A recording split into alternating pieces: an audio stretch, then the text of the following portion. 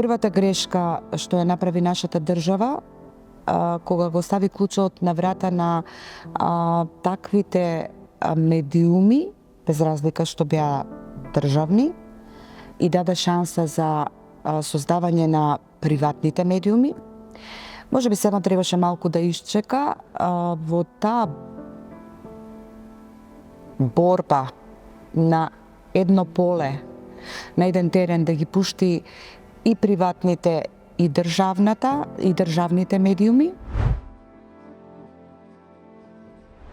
А што ме задржа? Ме задржа граѓаните, ме задржа нивните постојани повици со кои што ми сигнализира на глувост, немост и слепост на институциите, кои за жал така едноставно не ги решаваат проблемите на граѓаните. Еден од предизвиците е, например, што се сретнуваш со изворите на информација на улица, на настан, а бидејќи секогаш во информацијата има една незадоволна страна, тогаш со нив дополнително се докажуваш.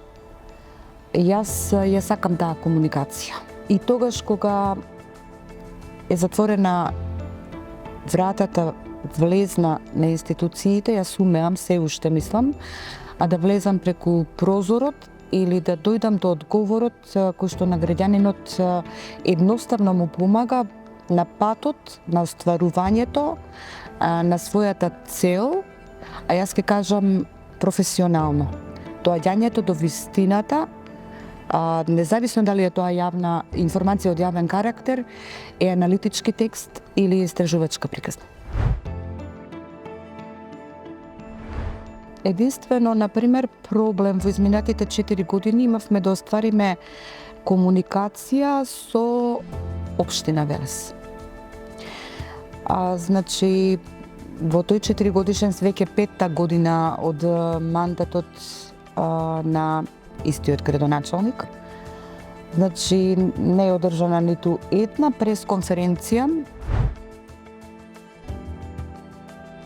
Тоа некако започна во мандатот кога премиер на влада стана Никола Груевски и кога во влада и во останатите национални институции се создадоа првите, например, да речеме, PR служби кои што ја превземаа улогата, значи PR служба не од еден или двајца луѓе, него создавање на цели тимови. Тој концепт полека го прифатија, почнаа да го прифаќаат и да го преминуваат и општините, што не е добро, бидејќи на тој начин мислам дека не може да се говори за транспарентност и отчетност на институцијата како што е општината. За разлика од општината, останатите јавни установи во нашиот град, мислам дека се поотворени, не трпам притисоци, навреди, закани. Ако не е на друго место, јас сето тоа што ако ми се случи, ќе го соопштам во најмала мера на социјалните медиуми, но и ќе го напишам и објавам во текст. Не се чувствуваме ние новинарките ниту малку поневредни од мажите, се сметаме за еманципирани и за жени кои што можат да понесат товар, исто како и нашите колеги. И во тој контекст ќе кажам дека несоодветните надолечни однесувања на луѓето треба да ги има во што помал број или да се искоренат, затоа што на крајот од денот, независно дали сме новинари, дали сме работници или работиме некои во други професии, ние сме луѓе.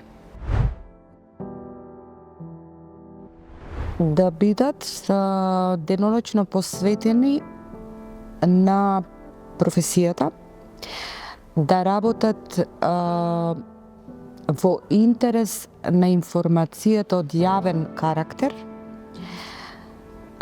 да се посветат на граѓаните, да трагаат по вистината и да бидат многу упорни.